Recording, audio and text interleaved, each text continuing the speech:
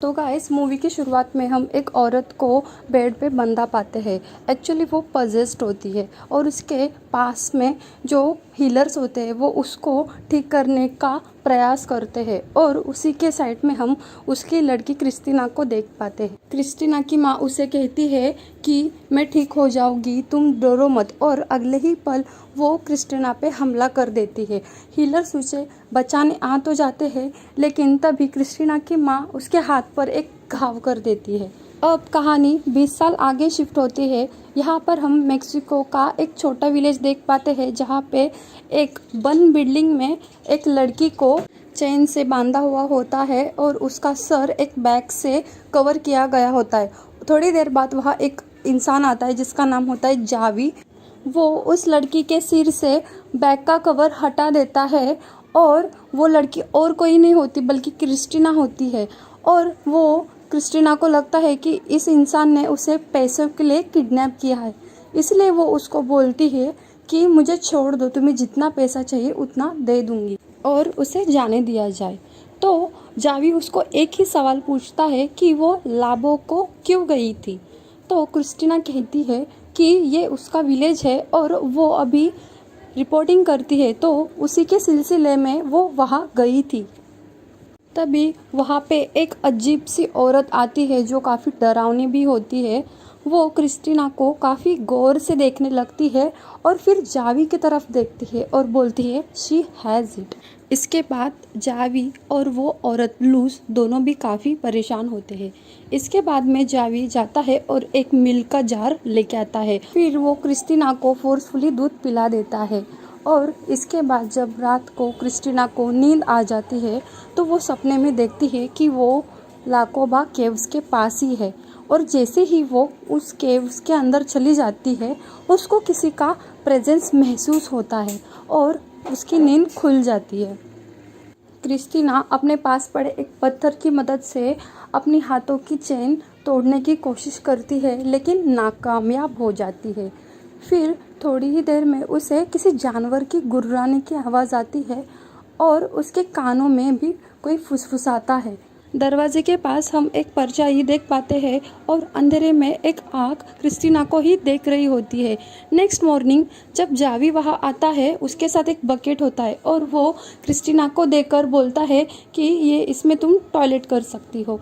फिर Christina Xavi से कहते हैं अगर तुम लोग मुझे छोड़ने नहीं वाले तो फिर मेरी एक कज़न सिस्टर है जो इसी विलेज में रहती है जिसका नाम मिरांडा है, क्या तुम उसे मुझसे मिलने दे सकते हो। जावी क्रिस्टीना को बिना जवाब दिए ही वहाँ से चला जाता है और थोड़ी देर बाद ही हम व्यूअर्स मिरांडा को वहाँ देखते हैं। इसका मतलब ये था कि मिरांडा को सब पहले से ही पता था और इतना ही नहीं बल्कि मिरांडा जावी और लूस दोनों को भी जानती थी। तभी मिरांडा क्रिस्टीना को कहती है कि ये सब लाबो का केव से शुरू हुआ। एक्चुअली क्रिस्टीना एंशिएंट रिचुअल्स पर रिपोर्टिंग करना चाहती थी लेकिन मिरांडा ने उसे जंगलों वाली जगह जाने से मना किया था, स्पेशली लाबो का केव्स, क्योंकि ये जगह काफ़ी हॉन्टेड और कर्स थी। इसके बावजूद क्रिस्टीना लाकोबा केव्स में जाती है और मिरांडा को क्रिस्टीना बेहोशी की हालत में मिलती है, जिसके बाद वो उसे ब्रूचा के पास लेके चली जाती है। ब्रूचा वो लोग होते हैं जो एंशिएंट रिचुअल कैसे परफॉर्म करते हैं इसकी जानकारी होती है और वो डीमंस को देख पाते हैं और उसी ने बताया कि क्रिस्टीना को लाकोबा के डीमन ने पजेस किया हुआ है और इसीलिए मिरांडा उन दोनों की हेल्प लेती है ताकि वो क्रिस्टीना को उस डेमन के पजेशन से बाहर निकाल पाए। मिरांडा के कहने पर जावी क्रिस्टीना को उसकी बैग वापस देता है। उस बैग में एक फ़ोन और एक छोटा बॉक्स होता है। वो बॉक्स के अंदर कुछ ड्रग्स और सिरिंग्स होती है और जब कोई आसपास नहीं होता तभी उसके फ़ोन पे एक रिंग आती है और वो तुरंत ही कॉल उठा लेती है। उसके फ़ोन पर उसका बॉस था। वो बॉस को बताती है कि उसके विलेज के लोगों ने उसको पकड़ के रखा है और आगे कुछ बोल ही पाती तभी जावी उससे उसका फ़ोन छीन लेता है। अब रात को हम देख पाते हैं कि क्रिस्टीना के आजू बाजू सब मोमबत्ती होती है और क्रिस्टीना को भी नींद नहीं आ रही होती, इसलिए वो जगी हुई होती है। तभी वो एक लड़के को देखती है जो उसे छुप छुप के देख रहा होता है और जैसे ही वो उसको देखती थी वो भाग जाता था। इसके बाद क्रिस्टीना अपने बेड के नीचे से वो बॉक्स निकालती है जो उसने अपने बैग से निकाला हुआ था और तभी हम उसके कुछ फ्लैशबैक्स देख पाते हैं और जिससे हमें ये समझता है कि क्रिस्टीना उसके मॉम की डेथ के बाद काफ़ी दुखी थी और उसे ये लगता था कि उसकी मॉम को काफ़ी सीरियस मेडिकल हेल्प की ज़रूरत थी, ना कि उन स्पिरिचुअल हीलर्स की। और वो कहीं ना कहीं ये मानती थी कि स्पिरिचुअल हीलर्स ही उसके मौत के ज़िम्मेदार थे और इसी वजह से जब भी क्रिस्टीना कभी स्ट्रेस होती थी तो वो ड्रग्स भी लेती थी। अब क्रिस्टीना एक ड्रग शॉट लेती है और सो जाती है। नेक्स्ट मॉर्निंग हम देखते हैं कि क्रिस्टीना को ज़मीन पे लेटाया हुआ होता है और उसके हाथ पैर बांधकर उसके शरीर पर खून से कुछ निशान बनाए गए होते हैं। क्रिस्टीना हिलने की कोशिश करती है लेकिन उसके हाथ पैर बंधे होने के कारण वो हिल नहीं पाती और जावी कुछ मंत्र पढ़ने लगता है और लूज उसे कहती है कि आज के दिन तुम्हें हमें साथ देना चाहिए क्योंकि आज हम उस डीमन का नाम जान सकते हैं। इस प्रोसेस के दरमियान तुम्हें कुछ विजन्स भी आ सकते हैं और उस विजन्स में से एक विजन में जब वो डीमन तुम्हें दिखाई देगा तब तुम्हें मुझे बताना होगा। अब जावी और लूज क्रिस्टीना को वहीं छोड़ के चले जाते हैं और तभी थोड़ी देर में वहाँ दो सांप आते हैं और बंधे होने के कारण क्रिस्टीना कुछ कर नहीं पाती, इसलिए वो चिल्लाती है और लूज एंड जावी उसकी हेल्प के लिए वहाँ आते हैं। लूज एक दीवार पर नक्शे बनाने लगती है और कहती है ये रिचुअल सक्सेसफुल रहा, इसका मतलब ये कि वो जान चुकी है कि ये डीमन किसका है और क्रिस्टीना को तो उस पर विश्वास ही नहीं होता, लेकिन उसके पास कोई और चारा भी नहीं होता, इसलिए वो जैसे कह रहे वैसे करते रहती है। इसके बाद रात को क्रिस्टीना को नींद नहीं आती, इसीलिए फिर से वो ड्रग का शॉट लेती है और तभी उसको विजन्स आना शुरू होता है। वो किसी जानवर की गुर्राने की आवाज़ सुन पाती है और सामने के दरवाजे के पास भी उसे आवाज़ें आती है और उसका ब्लैंकेट भी ऐसा लगता है कोई खींच रहा है और जब वो अपना ब्लैंकेट हटाती है तो उसे एक मरा हुआ पक्षी दिखाई देता है। अब नेक्स्ट डे क्रिस्टीना के पास मिरांडा आती है और वो क्रिस्टीना को कुछ बुक्स देती है।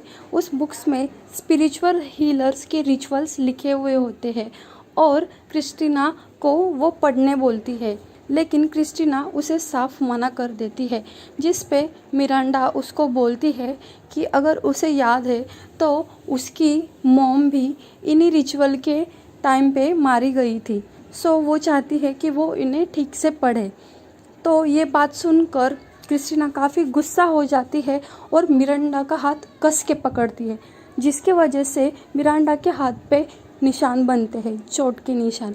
इससे मिरांडा को समझ में आता है कि क्रिस्टीना के अंदर का जो डेविल है वो उस पर हावी हो रहा है। फिर भी वो वहाँ से भाग के जाते टाइम उसको बोलती है कि तुम वो रेड वाली बुक स्पेशली पढ़ना, और वहाँ से चली जाती है।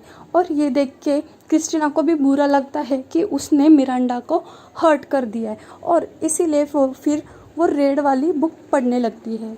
और थोड़ी देर बाद क्रिस्टीना को ये रियलाइज़ हो जाता है कि वो प्रोस्टेन की नाम के डीमन से पजेस्ड है और थोड़ी देर बाद ही वहाँ की सब लाइट चली जाती है और फिर क्रिस्टीना अपना लाइटर जलाती है, लेकिन फिर भी वो हवा से बुझ जाता है और वो महसूस कर पाती है कि उस रूम में कोई तो है जो उसकी तरफ बढ़ रहा है और उसे ऐसा लगता है जैसे कि कोई अदृश्य शक्ति उसे चारों ओर से घेरी हुई है।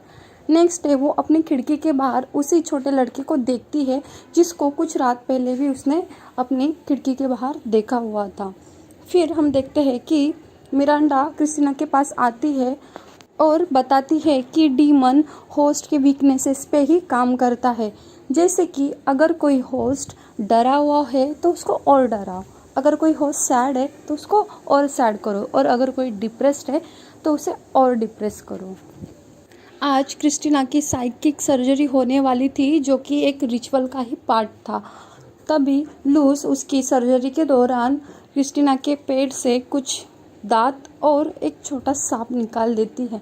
और उसी रात जब क्रिस्टीना सो रही होती है तो वो एक अंधेरे में हाथ देख पाती है जो एक चूहे को पूरा चकनाचूर कर देता है और उसका खून क्रिस्टीना के हाथ पे लगता है। ये देख के क्रिस्टीना काफ़ी पैनिक हो जाती है और वहाँ से भागने का सोचती है और तभी वहाँ जा भी आता है, लेकिन क्रिस्टीना उसको मार के वहाँ से भाग जाती है। लेकिन जैसे ही वो दरवाजे के पास पहुँचती है तो कोई अदृश्य शक्ति उसे बाहर जाने से रोकती है। तभी वो देखती है कि लूज ने उस शेल्टर के चारों तरफ एक स्पेशल सॉल्ट डाला था, जिसके वजह से वो वहाँ से बाहर नहीं जा पा रही थी।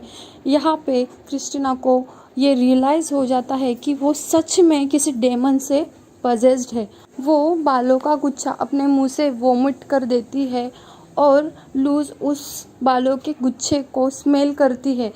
वो बोलती है कि वो क्रिस्टीना पे रेड बुक में लिखे हुए एक ब्रोकन मैन की रिचुअल परफॉर्म करने वाली है।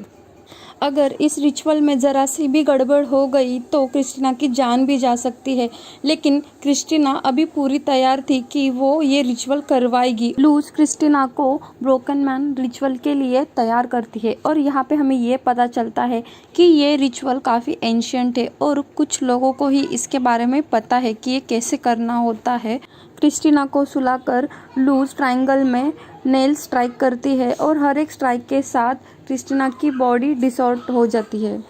इसमें क्रिस्टीना को काफ़ी पेन भी हो रहा था और नेक्स्ट सीन में हम क्रिस्टीना को लाबोका में देख पाते हैं, जिसमें उसके सामने वही डीमन था और उस डीमन के पास में वो छोटा बच्चा भी खड़ा था जो उसको हमेशा वो विंडो के बाहर दिखाई देता था।